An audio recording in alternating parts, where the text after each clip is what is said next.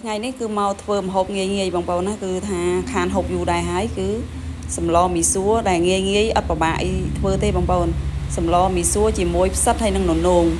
ហើយមើលតាសម្រស់ក៏ថាមិនបានសម្រស់ប្រហែលទេប៉ុន្តែឆ្ងាញ់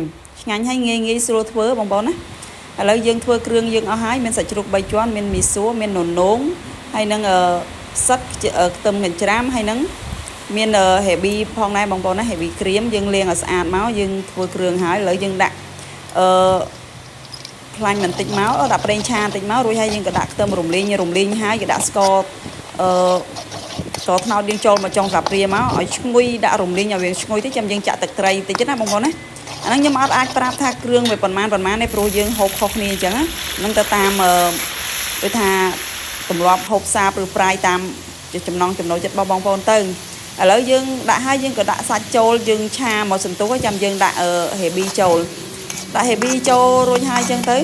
យើងឆាត្រឡប់យើងក៏ដាក់គ្រឿងយើងបន្តទៀតគឺមានអំបិលបន្តិចមករ៉ូឌីបន្តិចមកហើយរួចហើយក៏ប្រេងខ្យងបន្តិចដែរទៅបងប្អូនណាបងប្អូនប្រើមីចេងក៏ប្រើទៅតែខ្ញុំអត់ប្រើខ្ញុំប្រើរ៉ូឌីហើយណាបងប្អូនណាហើយរួចហើយយើងក៏ដាក់ផ្សិតឆាចូលតែម្ដងនិយាយចំគឺថាម្ហូបនេះគឺវាងាយស្រួលឡើងឯង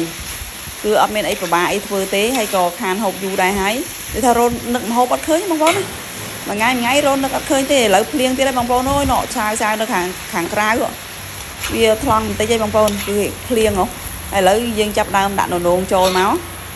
ដាក់ននោងចូលហើយអីហើយអញ្ចឹងទៅក៏យើងឆាច្បល់ឲ្យវាស្គប់ននោងហ្នឹងព្រួយននោងក៏ចេញទឹកដែរយើងចង់ដឹងថាវាមានទឹកប៉ុន្មានអញ្ចឹងណាហើយរួចហើយយើងក៏ចាប់ដើមឆាច្បល់វាឲ្យរៀងថាស្គប់បន្តិចចាំយើងដាក់ទឹកចូលបន្តិចទៅណានិយាយរួមដាក់ទឹករៀងក្រែលហើយព្រោះយើងត្រូវការស្លឲ្យមានទឹកអាហ្នឹងស្លភ្លាមហូបភ្លាមបងប្អូនណាកុំទុកតែទុករីកហើយស្លហើយទុករីកហ្មងតែម្ដងរួចថាខ្ញុំចាំកូនមកពីរៀនអញ្ចឹងដល់ពេលគាត់ចេញមកម៉ោងប្រហែលខ្ញុំសួរគាត់ថាហេវនៅអញ្ចឹងណាដល់ពេលអញ្ចឹងទៅខ្ញុំចាប់ដើមឆាយកតែម្ដងឆាហើយលើកមកហូបតែម្ដងឥឡូវខ្ញុំនៅស្ទើរជាងខ្ញុំថែមស្ករតិចមីចេងតិចទៅសុំទោសបងប្អូនគឺអំបិលថែមបន្តិចទៅរួចហើយក៏ភ្លក់ល្មមហើយយើងក៏ដាក់មីសួរជាកិច្ចបង្ហើយឯងបងប្អូនណាអាហ្នឹងយើងអាចហូបបានទេណាយើងអត់ទុកទេតែទុករីកហ្មងបងប្អូនរីងទឹកអស់ហ្មងអត់ឆ្ងាញ់ទេឥឡូវខ្ញុំថែមម្រេចជាចុងក្រោយគឺយើងថែមម្រេចនឹងឯងហើយនឹងស្លឹកខ្ទឹមម្រេចយើងទុកដាក់ចុងក្រោយបងប្អូនវាធំក្លិនឈ្ងុយហ្មងបើយើងដាក់តាំងពីដំបូងវាអត់សូវឈ្ងុយទេដល់យើងហើយអញ្ចឹងយើងដួសដាក់ចានមកហើយនិយាយរួមក្លិនអាម្រេចហ្នឹងហើយក្លិនឆាហ្នឹងវាឆ្ងាញ់បងប្អូនថ្ងៃហ្នឹងឆ្ងាញ់មែនតាជាតិហ្មងជាតិមែនតែនហ្មងថ្ងៃហ្នឹងហូបសាមញ្ញនេះប៉ុន្តែយើងជាតិធ្វើឲ្យរសជាតិហ្នឹងវាដូចថាយើងខានហូបយូរឥឡូវអញ្ជើញហូបជាមួយខ្ញុំទាំងអស់គ្នាបងប្អូនណាយវាងាកទៅនោះមេឃវាហូរភ្លៀងទៀតដល់ចឹងពិបាកមែនតែនហ្មងណាអញ្ចឹងថតពុបលឿននោះឆាបដើភ្លៀងបដើទៀតអាលឹមរត់ចូលក្នុងទៀត